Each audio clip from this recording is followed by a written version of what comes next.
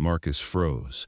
The voice didn't chase him, didn't rise, didn't beg the way most voices did outside that McDonald's on Cascade Road in Atlanta. It just stayed there, steady and quiet, like it had already accepted rejection before he even turned around. His hand was still on the car door handle when he slowly looked back. She sat by the curb, not slouched, not sprawled, just sitting like someone who used to belong somewhere else. Her dress, if it could still be called that, was a faded green, torn along the edges, clinging to her frame like it had fought too many nights outside and finally given up. Her hair was rough and unbrushed, but her face didn't match the street. Marcus narrowed his gaze slightly. Those weren't lost eyes. Those were thinking eyes, sharp, alert, watching everything with a precision that had no business being out here on a curb at 7 in the morning. That was what made him pause longer than he should have. He was not a man who was easily surprised. 12 years of working in logistics management, of watching systems and people under pressure, of reading what wasn't said as carefully as what was, had given him a reliable instinct for when something didn't add up. He had learned to trust that instinct the same way he trusted a balance sheet, not as the final word, but as the first signal worth investigating. He checked his pocket out of habit, already knowing, already feeling that familiar disappointment. That morning had started tight, too tight. He had stood in his kitchen staring at 2 eggs like they were supposed to multiply if he looked long enough. Layla had walked in quietly, already dressed, her backpack hanging off one shoulder like she didn't want to complain, but also didn't want to pretend everything was fine. "Are we good for lunch this week?" she'd asked. Marcus had smiled. "Yeah, we're good." Not a full lie, but not the full truth either. Now, here he was, standing outside McDonald's with a warm breakfast in his hand, looking at someone who clearly hadn't had that privilege in a long time. He opened his car door, placed his food inside, closed it, then turned around and walked straight back into the restaurant without saying a word. 5 minutes later, he came out with a bigger bag, not cheap, not calculated, something that meant he'd have to adjust later in the week. He walked up to her and held it out. "Here." She looked at the bag like it didn't belong to her world. "You didn't have to do that," she said, her voice softer now, but controlled. There was something in its register that didn't quite fit the curb, the torn dress, the tangled hair. It was the voice of someone who had once moved through polished rooms and given instructions to people who wrote them down. Marcus gave a small shrug. "Yeah," he said simply. "I did." She took it carefully, like it might disappear if she moved too fast. "Thank you." "Marcus." She blinked once. "Anna." She opened the bag slowly, took a bite, then another. Then she stopped. Her expression didn't break, but something shifted just beneath it. Something moved across her face like weather changing behind glass. "You okay?" Marcus asked. She swallowed, her throat tightening just slightly.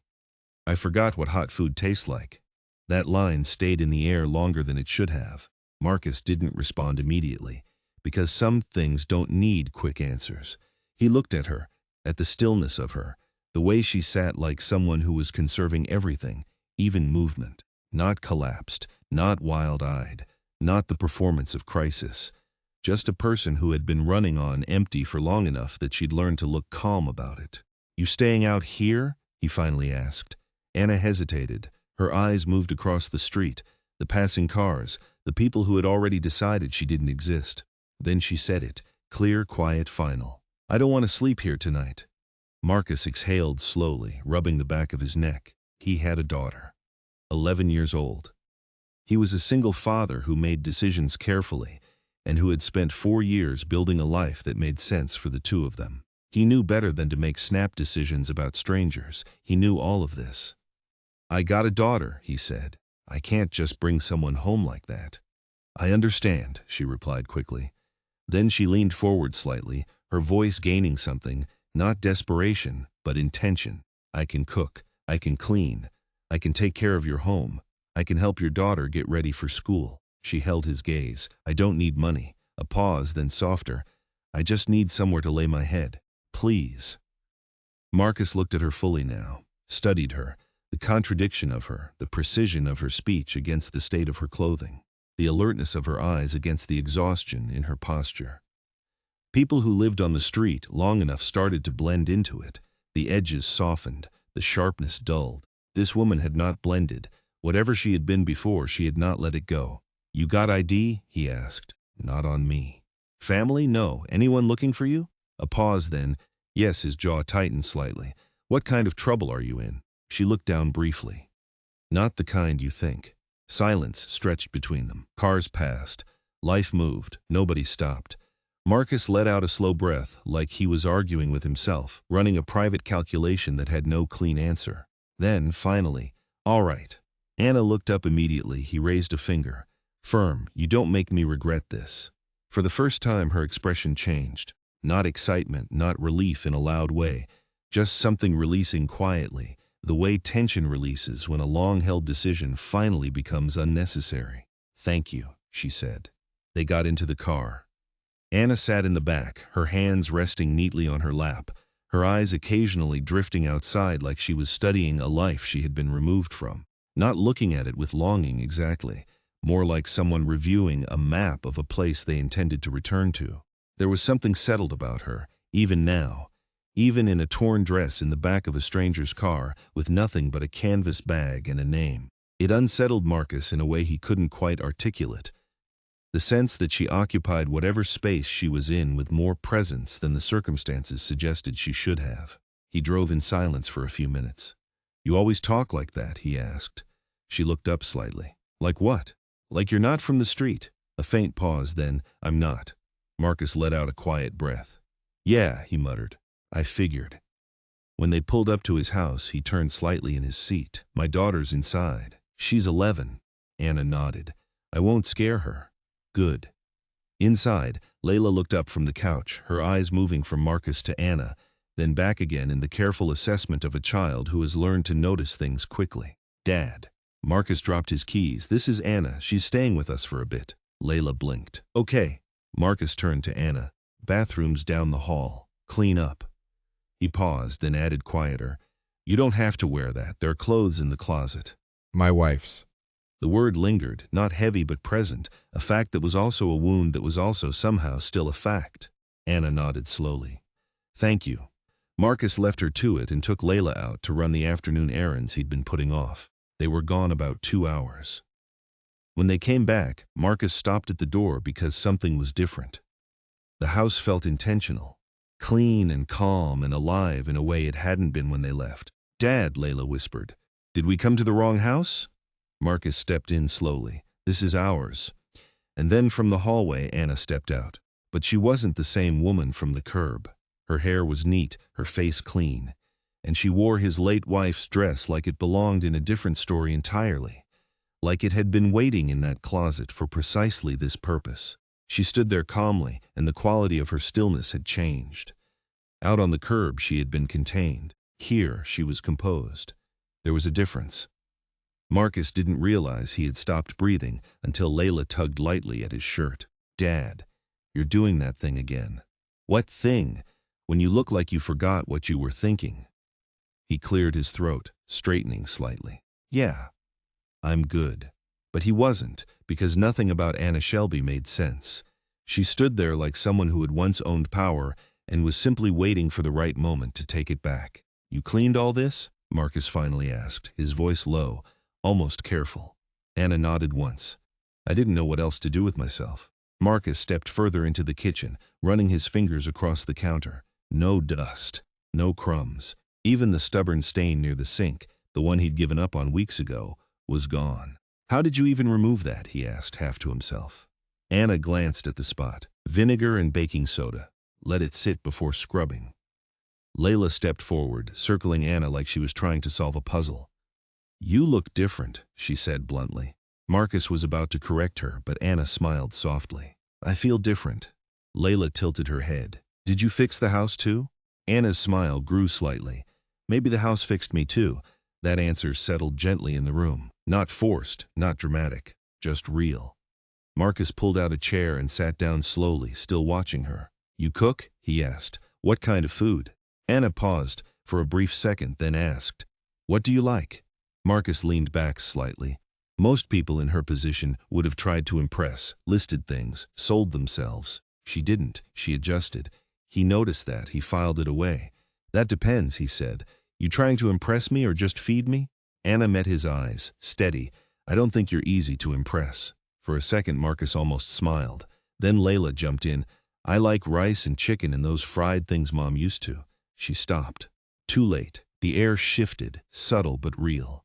Marcus looked down briefly. Layla looked away. Anna didn't rush to fix the moment, didn't interrupt it or paper over it. She simply said, I can make rice and chicken. Layla looked back up. With sauce? Anna nodded. With sauce. That was enough. Layla gave a small nod. I'm changing. She walked off toward her room and the tension eased behind her like a door gently closing. Marcus leaned forward slightly, lowering his voice. You didn't have to do all this. Anna looked at him calmly. I know. Then why did you? She glanced around the house, the clean surfaces, the quiet corners, the lived-in warmth, then back at him. Because this doesn't feel like a place someone should come back to exhausted. Marcus froze slightly. That wasn't just an observation. That was understanding. You always talk like that, he said again, quieter this time. Anna tilted her head. Like what? Like you've lived more life than you're saying. A pause, not uncomfortable, just measured. I've lived enough to know when something matters, she said. Marcus studied her carefully, searching for cracks, for hesitation, for anything that didn't align. But she didn't break eye contact, didn't shift, didn't defend herself. She just stood there, and the steadiness of it was, in its own way, the most convincing thing about her. A person performing innocence moved differently. They explained more than asked for. They justified where no justification had been requested. Anna did none of that. She simply was what she was, and what she was, Marcus was increasingly certain, was someone who had once occupied a position of considerable authority and had not yet forgotten how that felt. All right, he said finally, standing up. Let's see what you can do in that kitchen. Anna nodded and turned. And that's when Marcus noticed it again. The way she moved. Not rushed, not uncertain, not like someone trying to prove anything. Controlled, precise, intentional. He leaned against the wall, arms folded, watching as she began. No wasted movement, no hesitation. She navigated the kitchen with the ease of someone who had spent time in professional spaces.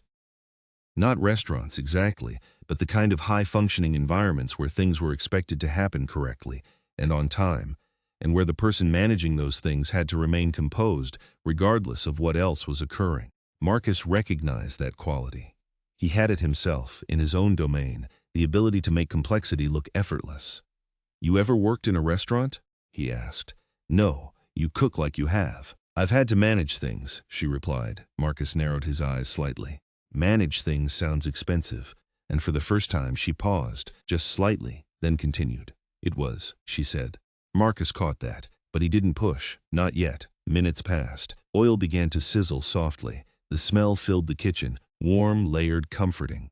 Layla walked back in, drawn by it instantly. Her eyes lit up. Whoa, it smells like Sunday. Marcus glanced at her. What does Sunday smell like? Layla shrugged. Like nobody's rushing.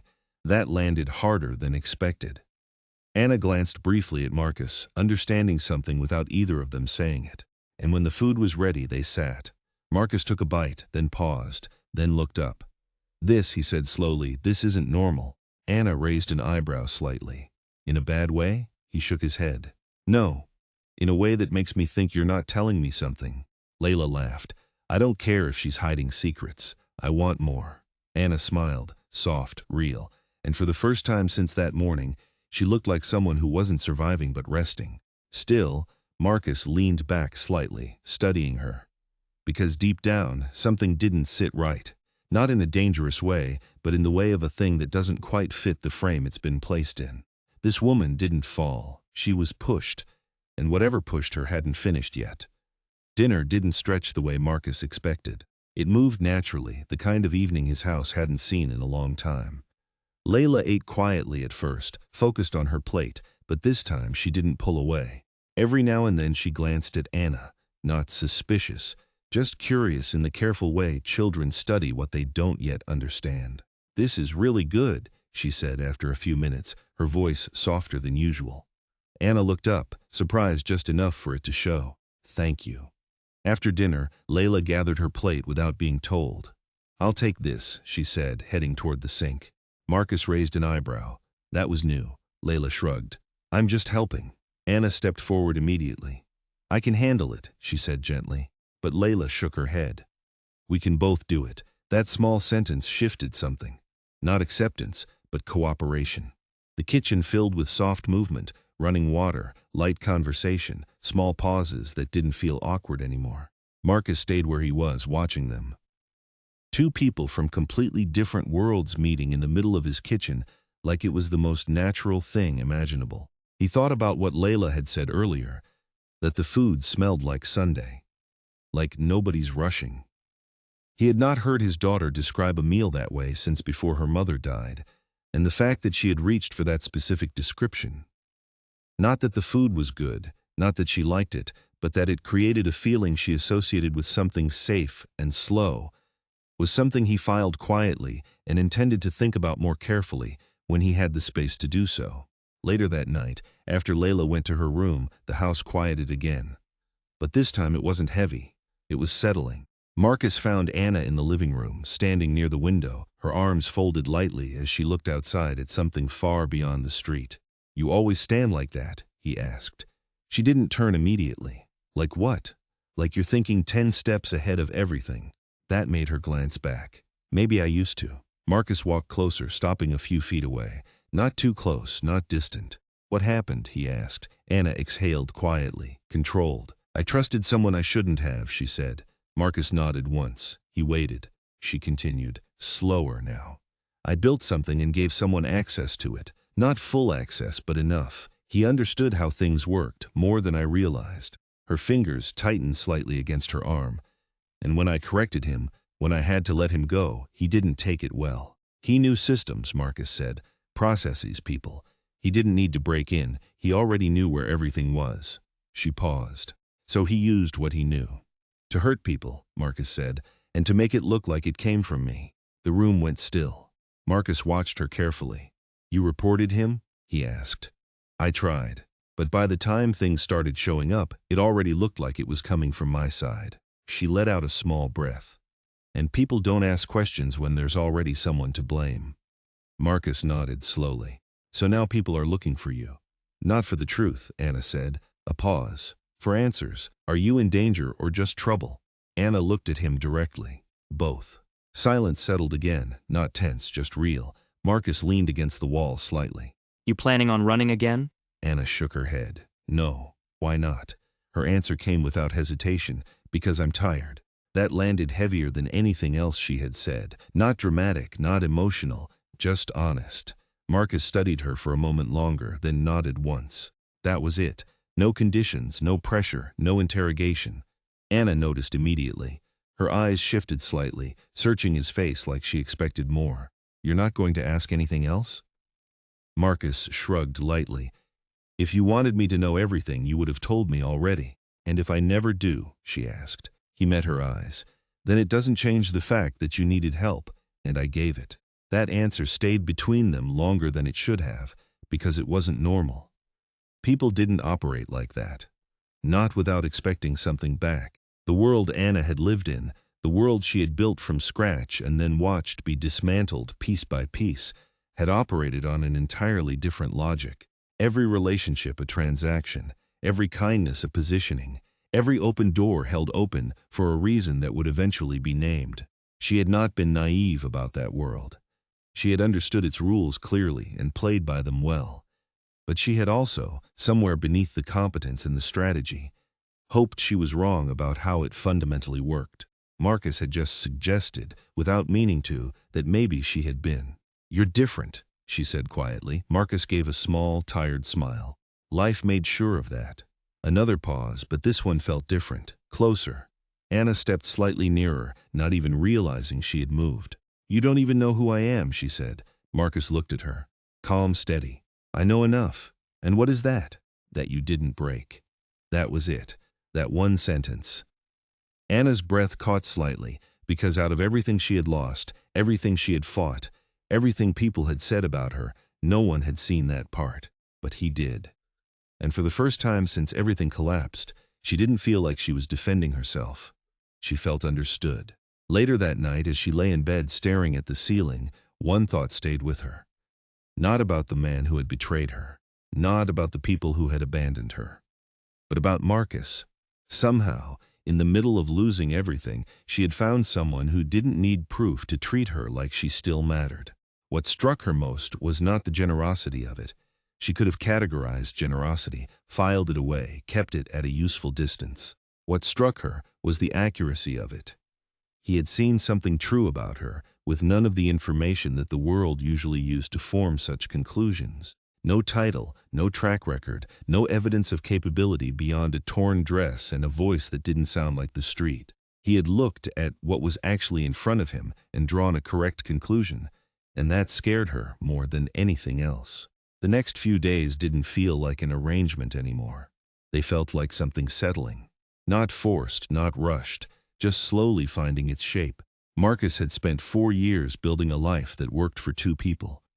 After his wife died, 3 years ago, a thing he still did not think about in direct terms, only around the edges, he had restructured everything. The house, the schedule, the routines, the small agreements he made with himself about what mattered and what didn't. He had become efficient in the way people become efficient when grief has stripped away everything optional. He cooked what was easy, not what he enjoyed. He kept the house clean enough that it didn't add to his mental load. He arranged his work schedule around Layla with a precision that left no margin for error and no space for anything unplanned. Anna was unplanned, and yet she fit in a way he hadn't anticipated and wasn't sure he was ready to examine. It started with small things. Anna standing by the door holding Layla's backpack while the girl struggled with her shoelace. "Give me," Anna said, crouching slightly. Layla hesitated, then lifted her foot. Anna tied it carefully, not rushed, not messy, but firm and neat, the kind of knot that wouldn't come undone halfway through the day. "You do it like my mom used to," Layla said without thinking. Anna paused, just briefly, then finished the knot and looked up at her. "Then I learned from someone good," she said gently. Layla didn't respond, but she didn't pull away either. That was how it grew, not through big moments, but through quiet ones.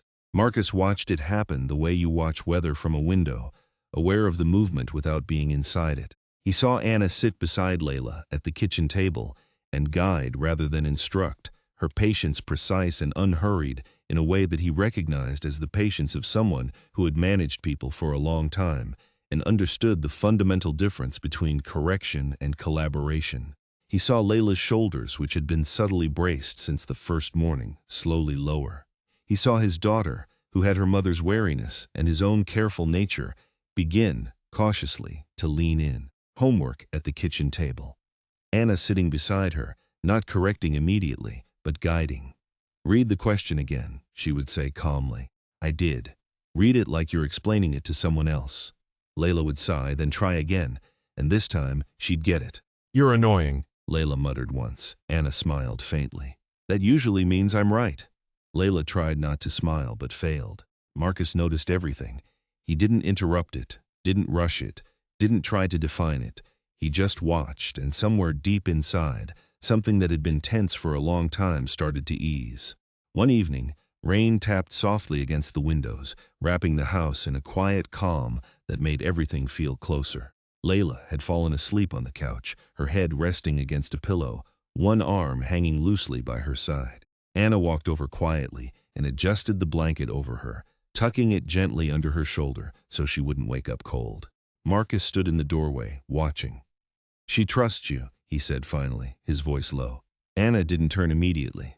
"I didn't try to make her." Marcus stepped closer.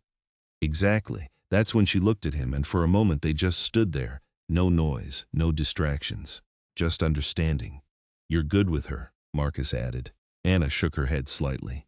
"I'm just paying attention." Marcus let out a quiet breath. That's more than most people do. Silence stretched between them again, but this time it wasn't uncertain. It was warm. Anna leaned lightly against the wall. "You don't talk about her much," she said carefully. Marcus didn't ask who. He knew. "I used to," he said. "Then it started feeling like I was talking about someone Layla couldn't reach anymore." Anna's expression softened. "That must be hard." "It is." Another pause. "But you didn't try to replace her," he added. Anna met his eyes. "I wouldn't." That answer stayed between them, clear, certain. Marcus stepped nearer without thinking, close enough now that the space between them wasn't neutral anymore. Anna didn't step back. The kiss wasn't rushed. It wasn't built on tension or curiosity. It was quiet, soft, careful, like two people who had both lost something, finally finding something worth holding on to. When they pulled back, neither of them spoke immediately. Anna's voice came first, barely above a whisper. "I didn't think I'd feel like this again." Marcus looked at her. Steady. Real. "Then don't overthink it," he said. She smiled, not guarded, not careful, just real. Across the room, Layla shifted slightly in her sleep, pulling the blanket closer to herself. And for the first time in a long time, that house didn't feel like something broken trying to hold together. It felt like something new being built. Marcus stood in the darkened living room for a long time after Anna had gone to her room. He was not a man who examined his own feelings with great frequency or enthusiasm. It was not a skill that had served him in the years since he'd lost his wife, when examining anything too closely tended to lead to places he wasn't able to afford the time to visit. He had learned to keep moving, to find the task, do the task, move to the next one. It was a survival strategy that had worked. But standing there in the quiet of the house that had, over the course of one unexpectedly full week, started to feel like something more than a maintenance project, he allowed himself a moment of stillness. He did not know who Anna Shelby was. Not fully, not yet. He knew the outline of what had happened to her, the shape of a story that still had details he hadn't been given. He knew that the woman who had asked him for bread that morning was not the whole of who she was, just as he knew that the man who drove to work and made lunches and ran a tight household was not the whole of who he was either. People were larger than the circumstances that produced them. He had learned that, at significant cost, and he had not forgotten it. What he knew was what he had seen, and what he had seen was enough. It happened on a quiet afternoon, the kind that didn't feel important until it became everything. Marcus had just come back from work, loosening his shirt as he stepped into the house, the familiar smell of food already in the air. It had become that now, familiar. 7 days, and already there were things he expected when he walked through the door that he had not expected before. The specific warmth of a kitchen that had been used purposefully, the sound of Layla doing something at the table, pencil moving, low sounds of concentration. The sense that the house was occupied in a way that was different from the occupation of two people going through the motions of a day together. Layla sat at the table focused on her homework, her pencil tapping lightly as she worked through something. Anna was by the window, but this time she wasn't calm. Her phone was in her hand, and it was ringing. She stared at the screen like it carried something final. Marcus noticed immediately. "You're not going to pick that up?" Anna didn't answer right away. Then slowly she did. "Hello?" Her voice was steady, but her fingers weren't. There was a pause, then everything changed. "Are you sure?" she asked, her tone dropping. Another pause, longer this time. Marcus watched her closely now. Layla had stopped writing. Anna turned slightly away, her free hand tightening around itself. "Where?" A few seconds passed. "Okay." She lowered the phone slowly, but she didn't move. Marcus stepped closer. "What happened?" Anna looked at him, and for the first time there was no holding back. "They found him." Marcus frowned slightly. "Who?" "The man who did it, the one who used everything I built to hurt people." The room went still. Layla stood up slowly, her eyes moving between them. "Is that good?" she asked softly. Anna let out a breath she didn't realize she'd been holding. "Yes, it's over." But Marcus was still watching her, because something else was coming. He could feel it. "There's more," he said. Anna nodded slowly. Then she looked at both of them. Not as someone hiding anymore, not as someone surviving, but as someone finally stepping back into the truth. She had spent months being reduced. Reduced by circumstance, by the accusations, by the absence of her accounts, and the physical infrastructure of a life she had built with considerable effort and intelligence. Reduced until what remained was a person on a curb asking for bread. And somehow, unexpectedly, that reduction had also clarified things, stripped away everything that wasn't actually her, until what was left was something more genuinely herself than anything that had come before. "My name is Anna Shelby," she said. Marcus didn't react. Not yet. "I wasn't just someone who lost a job," she continued, her voice staying calm but firm. I owned the company. Silence. Layla blinked. Like the whole company? Anna nodded. "Yes." Marcus exhaled slowly, looking at her differently. "But not in the way most people would." Not impressed, not shocked, not recalculating what this information was worth to him or what it changed about the situation. Just understanding. The way you understand something you already half knew. The way a number finally confirms a pattern you'd already begun to see in the data but hadn't yet named. Because he had known something was off. He had known since the first morning, since the way she'd accepted the bag of food with the careful hands of someone who had once handled things with much greater consequence than a paper bag. He had known it in the cap rate comment and the kitchen competence and the particular quality of her attention. That watchful, precise executive attention that people developed not from book learning, but from years of being the person in the room that everything depended on. The fraud, Anna continued. It didn't just damage people. It came back to me. My accounts were frozen. Lawsuits everywhere. Everything stopped until I could prove I wasn't behind it. I used everything I had to fight it. Lawyers, investigators, every dollar. And when that ran out, you had nothing left, Marcus said quietly. Anna nodded. I had nothing left. The room stayed silent for a moment, not because they didn't understand, but because they did. Layla stepped forward slowly. So you were rich? Anna gave a small, honest nod. Yes. Layla thought about that, then said something simple. Okay. Anna blinked slightly. Okay? Layla shrugged. You still make good food. Marcus let out a quiet breath, almost a laugh he didn't fully release. Anna looked between both of them, confused, a little overwhelmed. You don't care? She asked. Marcus shook his head. No. Why? He stepped closer. Because the woman who asked me for bread, he said slowly, is the same one standing here. He held her gaze. And that's the one we know. Layla nodded quickly. Yeah, the one that helps me with homework, too. Anna's eyes filled slightly, not with sadness, but with something heavier, something fuller, relief. A few days later, everything moved fast. The man was charged. Evidence surfaced. Money was traced, recovered. The case cleared her name completely, and when the final judgment came, he was sentenced. News spread quickly. Her company was restored, accounts unfrozen, compensation returned, everything she had lost came back. But something had changed, and the change was not in the numbers or the accounts or the restored title on a corporate document. The change was interior, in the particular way that significant losses always alter the interior landscape, rearranging what seemed important, clarifying what actually was.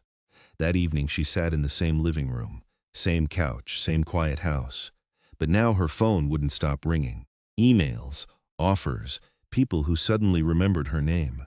The professional world had a particular quality when it wanted you back, an enthusiasm that bore no relationship to where it had been when you needed it most.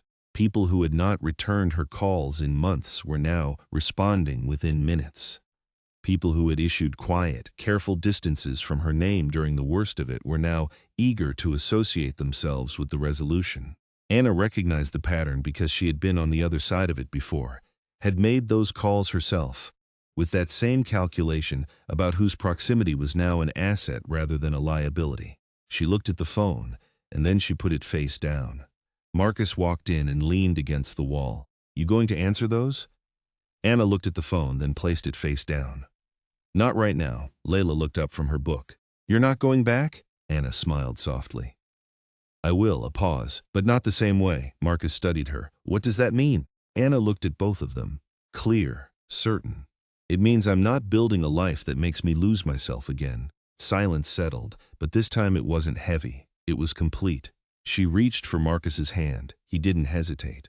Layla leaned against Anna's side without thinking, and Anna wrapped her arm around her naturally.